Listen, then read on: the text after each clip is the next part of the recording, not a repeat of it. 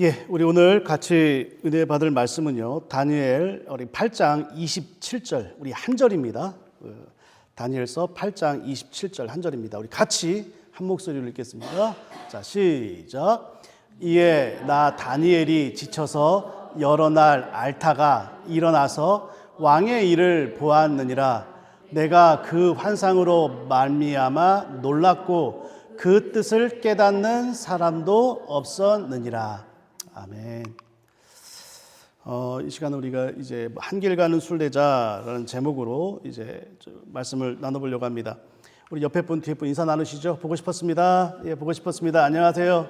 예, 잘 지내셨나요? 예, 반갑습니다. 예, 반갑습니다. 예. 우리 오늘 제가 이번 주는 우리 다니엘서 우리 7장과 우리 8장을 우리 같이 이제 묵상을 했어요. 네. 다니엘서 7장과 8장을 보면 좀 이제 특이한 게 나와요. 뭐냐면 우리 여태까지 우리 다니엘서를 봤을 때 계속 꿈을 꿨던 사람이 누구였어요? 느부갓네살 왕이었잖아요. 근데 이 7장과 8장을 보니까 이제는 다니엘이 꿈을 꿔요. 다니엘이 꿈을 꾸는 내용이 나오거든요. 근데 이제 그때의 이제 왕은 이제 느부갓네살 왕이 죽고요. 이제 느부갓네살의 그 외순자였던 벨사살이라고 하는 사람이 왕이 되었어요. 그때 그 원년에 이제 다니엘이 꿈을 딱 꿨어요. 근데 꿈을 꿨는데 이게 너무 무서운 거예요. 갑자기 이제 무서운 꿈을 꾼 거예요. 그래서 막 바다에서 이제 막 이상한 짐승들이 이제 막 올라오는 그런 꿈을 꾼 거죠. 그런데 재밌는 것은 그 전에는 어땠어요? 우리 다니엘서 2장에서도 그렇고 4장에서도 그렇고 느부갓네살이 이제 꿨던 꿈을 다 해석을 못 하는데 누가 해석해 줬어요? 다니엘이 해석해 줬잖아요. 근데 다니엘이 꾼 꿈을 이제 지가 모르는 거예요. 자기가 꾼 꿈을 자기가 해석을 못 해요. 그래서요. 우리가 한번 다니엘서 7장 15절에서 16절 우리 같이 한번 읽어 볼까요? 자, 시작. 나 다니엘이 중심에 근심하여 내 머릿속에 환상이 나를 번민하게 한지라.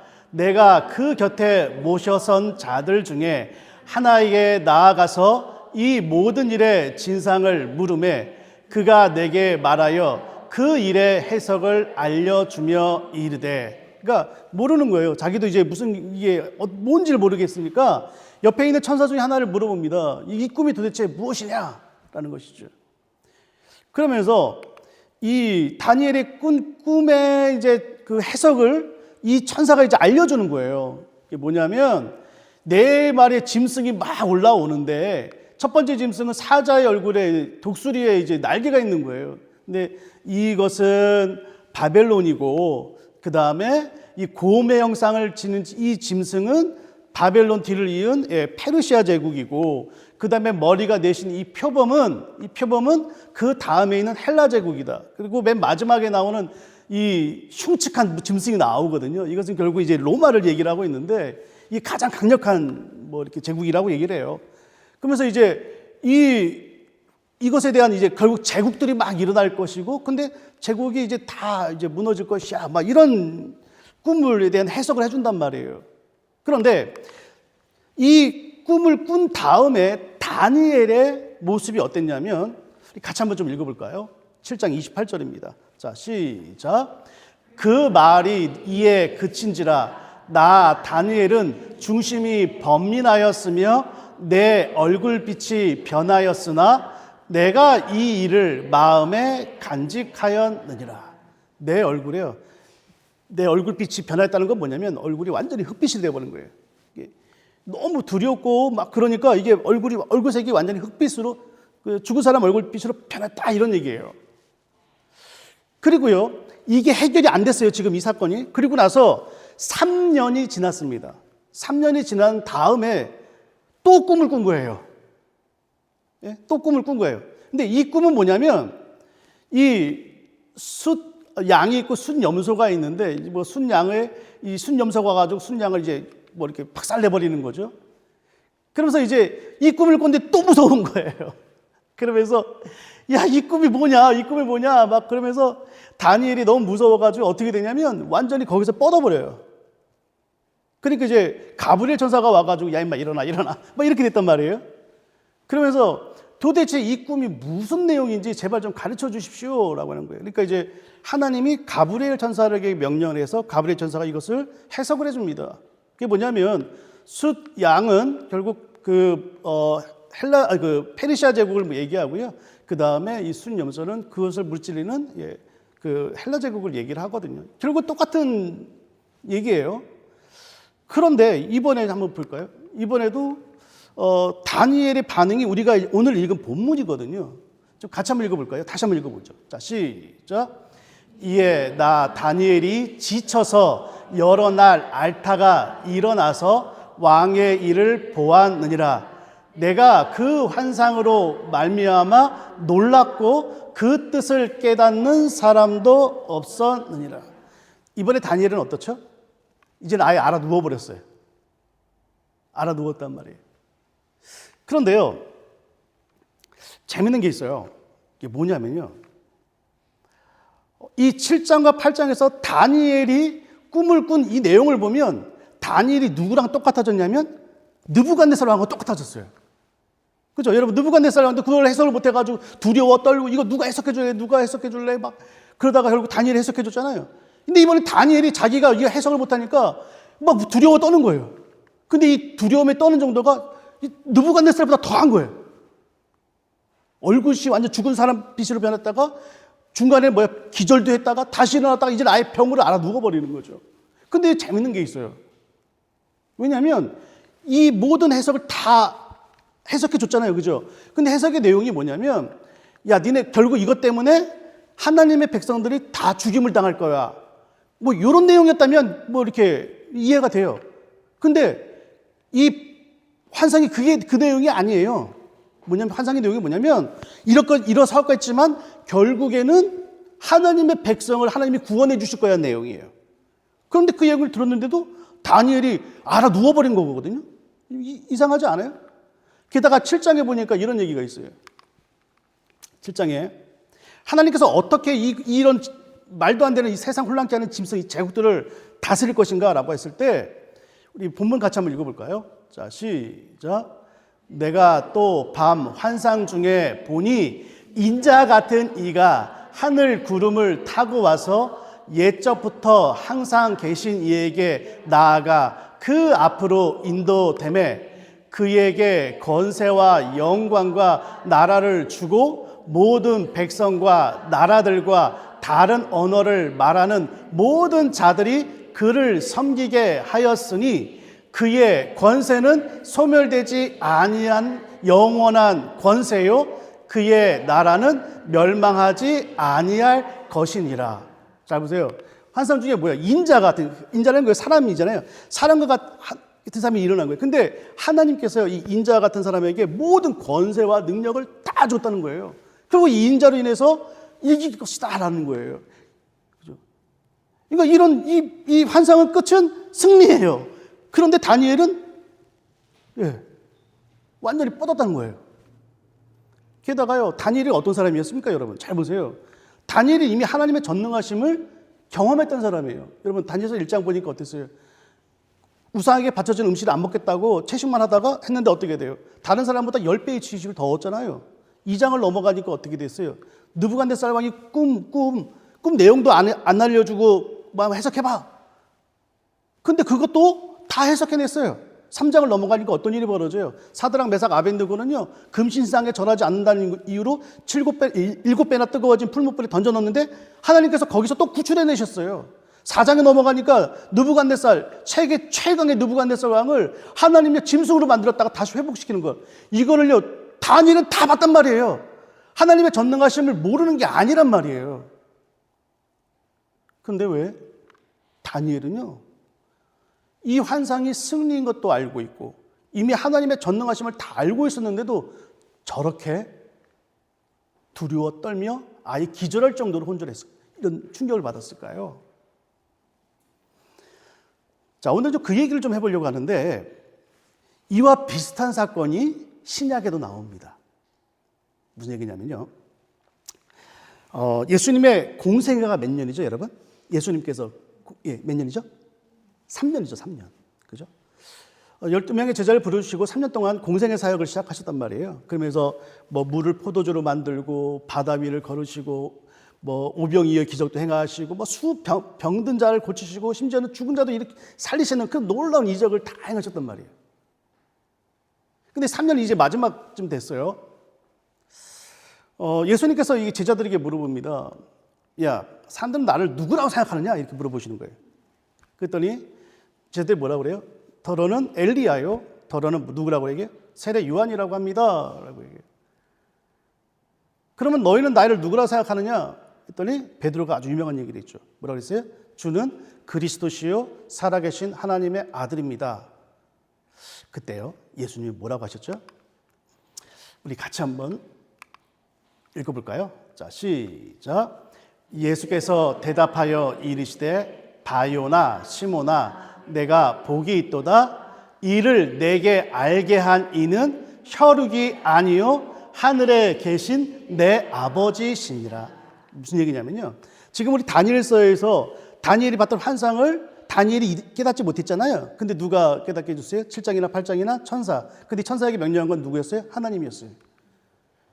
마찬가지로요. 이 모든 이적이나 이것을 보고서 네가 정말 주는 그리스도시요 살아계신 하나님의 아들입니다 고백한 거는 마치 다니엘서에서 하나님의 천사가 하나님께서 명령하신 천사들에 의해서 깨달은 것처럼 너도 하나님께서 깨닫게 해주신 거야. 이렇게 얘기를 하신 거예요. 좀 이해가 되시죠? 그런 다음에요. 베드로가 예수님께서 이런 말씀을 하세요. 자, 이걸 좀 같이 읽어볼까요? 자, 시작.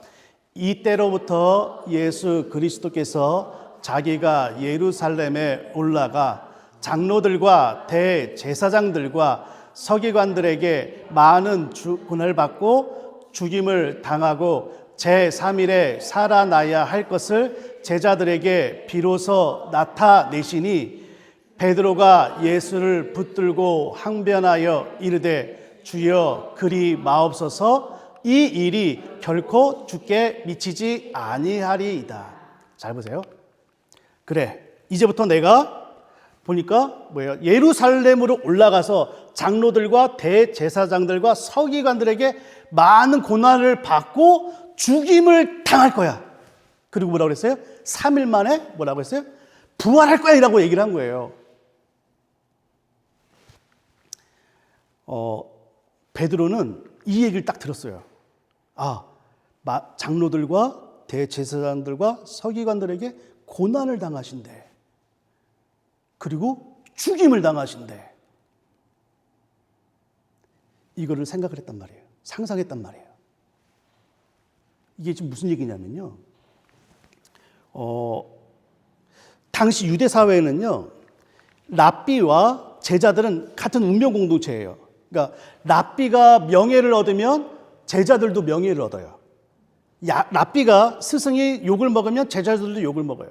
근데 정말 최고의 그러니까 저주는 뭐냐면 이 랍비가요, 반역죄나 성전 모독죄에 연루가 되잖아요.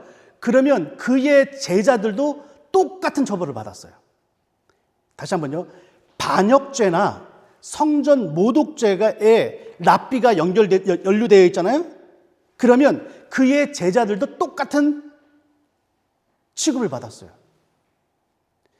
이 두 가지 죄로 인해서 랍비가 죽으면 어떻게 돼요? 제자들도 싹 다 모여서 다 죽여버렸어요. 자, 베드로는요, 예수님께서 대제사장들과 서기관들과 장로들에 의해서 고난을 받는다고 생각하면 딱 떠오르는 게 뭐였어요? 이건 무슨 문제다? 성전에 관한 문제다. 근데 거기서 죽임을 당한다? 그러면 여러분, 누가 죽임을 당한다는 얘기예요? 자기네. 내가 죽는구나. 예수님께서는 분명히 뭐라고 했어요? 그 다음에 3일 만에 뭐 한다고요? 살아날 것이다. 분명히 3일 만에 뭐예요? 부활할 것이다 얘기를 했어요. 그런데 베드로는 그게 없어요. 그게 중요한 게 아니었어요. 뭐예요? 내가 죽는구나, 지금. 그래서 어떻게 됐어요? 예수를 붙듭니다. 제발 그러지 말라고요. 아마 이제 그 본문 뉘앙스는 뭐냐면 예수님 멱살잡이 한 거예요. 그러지 말라니까요. 내가 지금 당신을 따르는 게 어떤데 나까지 죽으란 말이에요. 뭐 이렇게 돼버린 거예요. 왜? 자기도 죽으니까.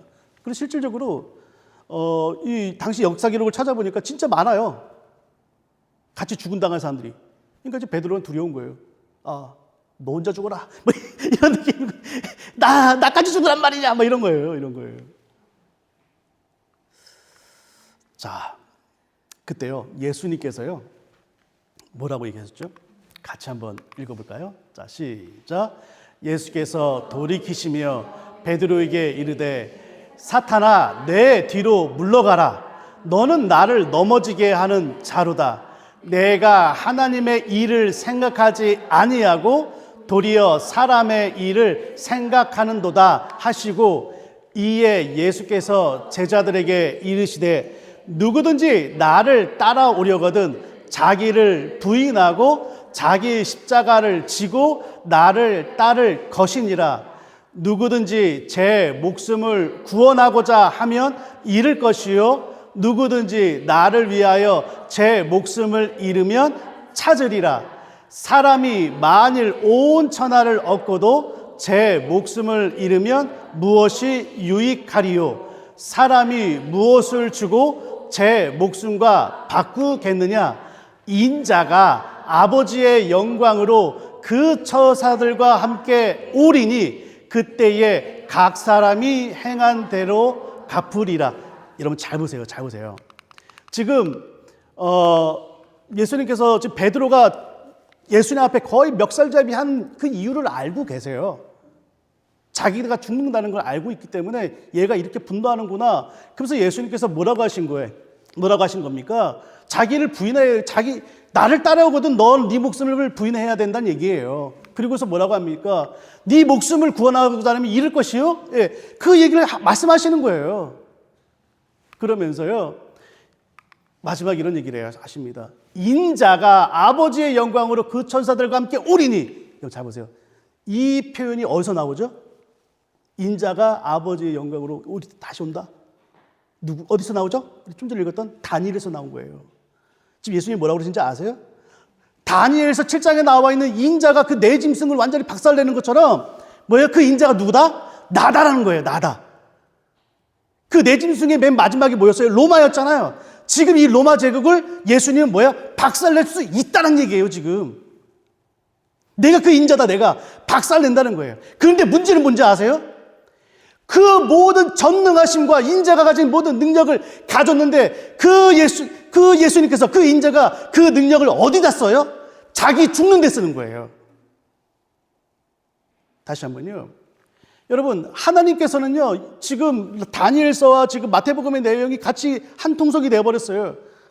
인자를 통해서 반드시 뭐예요? 로마 제국을 다 이길 수 있는 힘이 내가 성부 하나님께서 인자에게 줬다는 거예요. 그런데 성부 하나님이 육신을 입고 이 땅에 오셨어요. 그게 예수님이에요.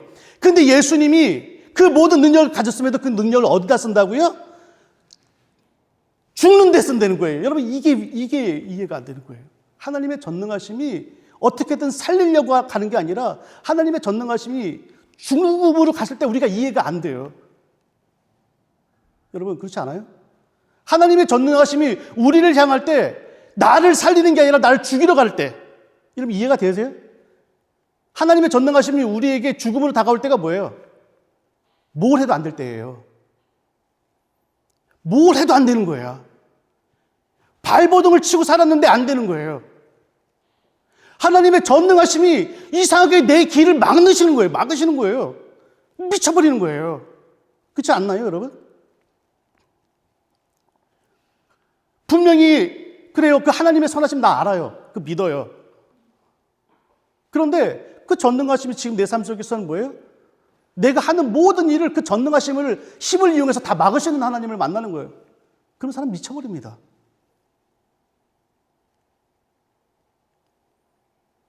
(3일) 만에 부활이요? 알겠어요. 그런데 지금 내가 죽겠는데요. 왜 그 전능하심은 왜 나를 죽이시죠? 여러분, 다니엘이요, 그 환상을 보고도, 그리고 전능하심을 경험했음에도 완전히 쓰러져 버리고 얼굴빛이 변해버리고 그러는지 아세요? 그 네 짐승들이, 그 두 짐승이 세상을 엉망으로 만들 때 그 참혹함을 알았기 때문이에요. 그 기간이 얼마나 힘든지, 얼마나 고통스러운지 다니엘은 봤기 때문이에요. 분명히 승리하는 걸 아는에도 불구하고요. 그게 그 시간이 너무 고통스러우니까 어떻게 해요? 알아 누워버린 거예요. 하나님 승리하실 나 알겠어요. 근데 내가 감당해야 될 상황이 너무 고통스럽습니다. 그게 도가 지나쳐서요. 뭐예요? 알아 누워버린 거예요.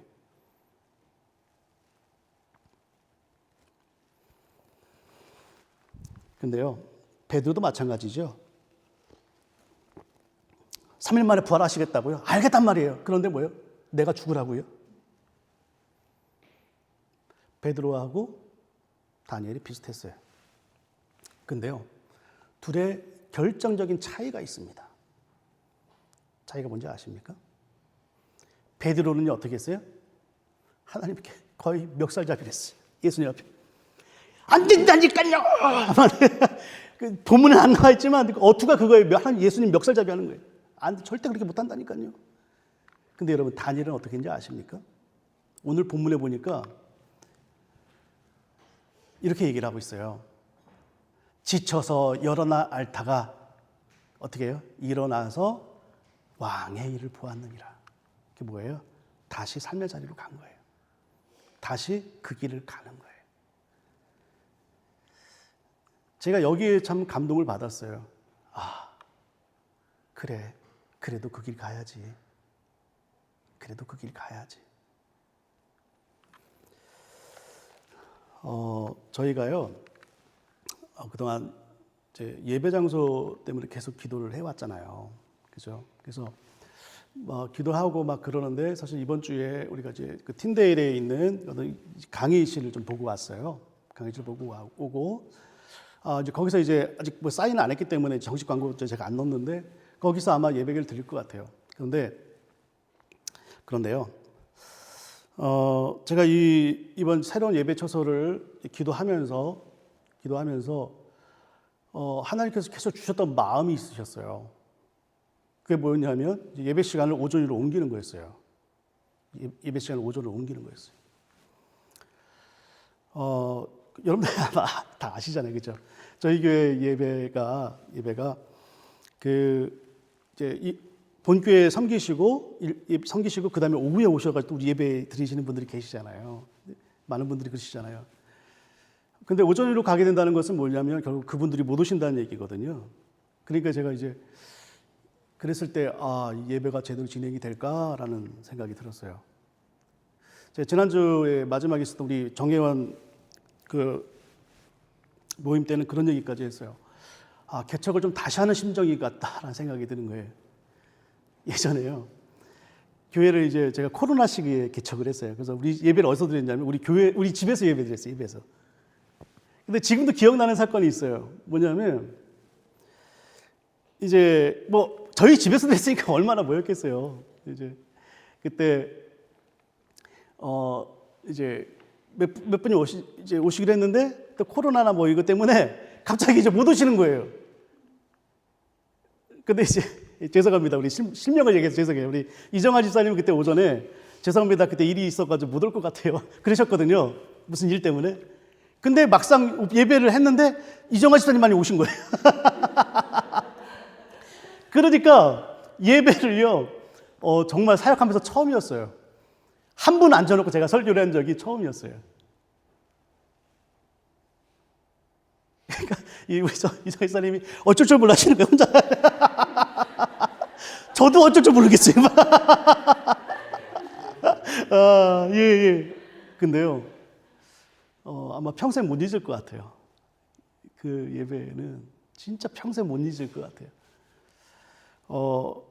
근데 이제 하나님 앞에 기도하면서 하나님, 이런 일이 또 벌어질 수도 있겠군요. 또 이런 일이 벌어질 수도 있겠군요. 하나님께서 너 감당할 수 있냐? 하나님, 어떻게 하겠어요? 주신 마음이라면 그렇게 해야겠죠. 주신 마음이라면 그렇게 해야겠죠.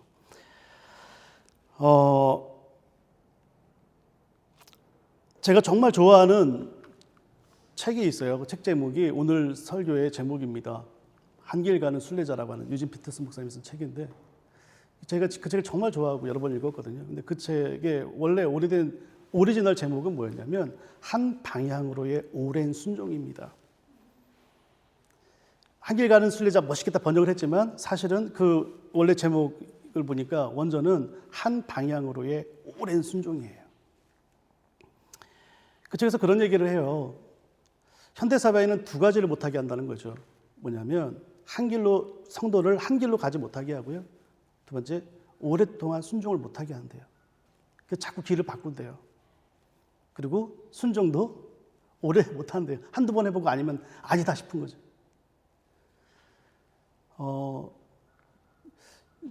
두렵더라고요. 솔직히 말하면 다시 시작해야 되나? 이 나이에. 또 시작해야 되나? 이 나이에. 이게 도대체 연구소 사역도 그러고 교회도 그러고 이 개척이라는 단어 언제쯤 띄워볼까? 근데 하나님 앞에 기도하면서 이런 거 그래도 하나님이 그러하려면 그러한 게 맞겠지요. 하나님께서 주신 비전이라고 한다면 소명이라고 한다면 그냥 일어나서 한 발자국 걸어가야겠다라는 생각을 했습니다.